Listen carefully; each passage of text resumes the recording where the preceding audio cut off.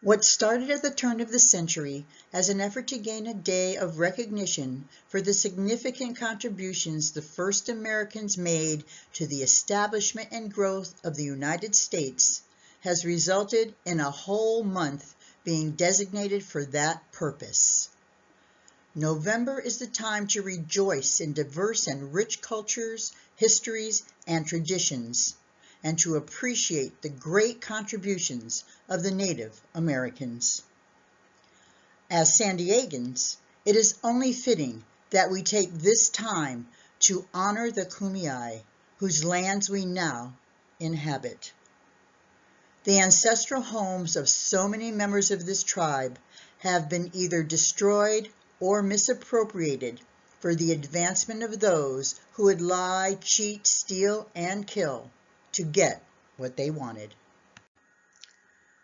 The Kumeyaay, also known by their historical Spanish name Diegueño, is a tribe of indigenous peoples of the Americas who live at the northern border of Baja California in Mexico and the southern border of California in the United States.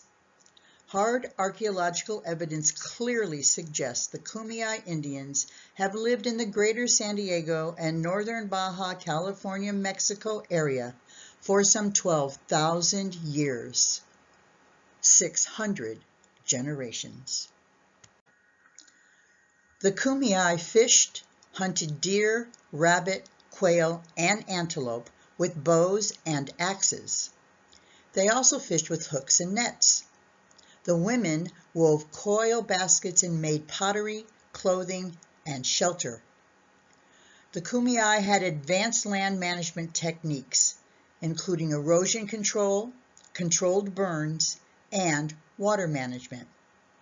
They practiced animal husbandry and had a complex pattern of land ownership and division of labor that included a network of agricultural holdings in different geographic areas that were cultivated on a seasonal basis.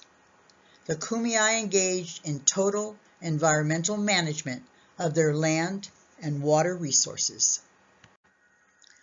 Acorns were a primary part of their diet. The tannin in the acorns had to be washed many times before they could be eaten. The Kumeyaay also ate agave, yucca, cactus, fruits, berries, tubers, roots, and seed-producing plants such as sunflowers, chia, wild squash, and juniper. The mesquite produced edible blossoms in June and seed pods from June to September. The Kumeyaay people used the natural resources of wood, plants, rocks, shells, and bone to provide tools for hunting, domestic tasks, and protection for their families. The bow and arrow and the throwing stick were used to kill game. Kumeyaay generally lived in dome-shaped homes made from branches and covered with leaves of willow or tule.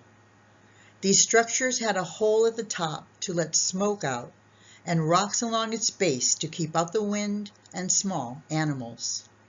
Some Kumeyaay who lived in the mountains made their home out of slabs of bark.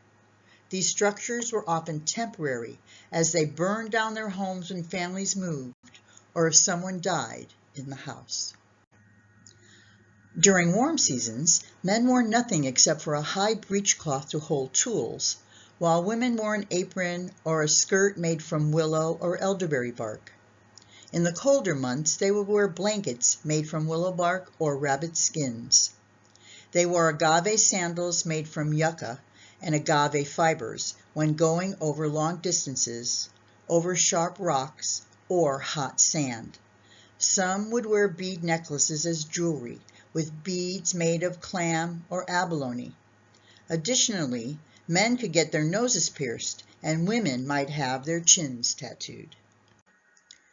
In 1542, the first European explorer in California, Juan Cabrillo, sailed into what is known today as San Diego Bay and made first contact with the Kumeyaay people.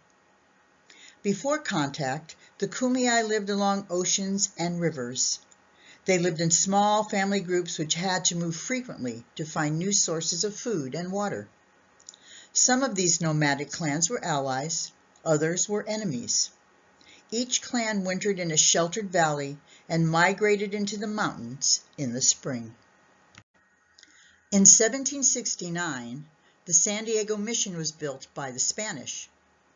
The Spanish influenced this structure by deciding how it was going to be built and making it look similar to the buildings they had in Spain. After they planned it, they forced the Native Americans to build it. In 1775, the Kumeyaay revolted and burned the mission. Beginning with the Spanish invasion of 1769, continuing through the Mexican period of 1826 to 1848, and on through the American period, the Kumeyaay were forced off their ancestral lands. Nearly all of the Kumeyaay lands were taken into private ownership or made United States government holdings. The Mexican-American War ended with the signing of the Treaty of Guadalupe Hidalgo in 1848. This treaty between the Mexican and American governments established the current United States-Mexico border and divided California from Mexico. Moreover, it cut the international border through the heart of the Kumeyaay ancestral homelands. The U.S. Kumeyaay bands are federally recognized Indian tribes. As such, the United States federal government recognizes their reservations as sovereign lands and their tribal councils as sovereign tribal governments. Kumeyaay translates to, quote, those who face the water from a cliff, end quote.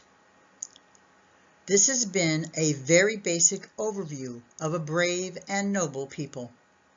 For more information, we invite you to check out some of the books on the Kumeyaay that we have on display in the library.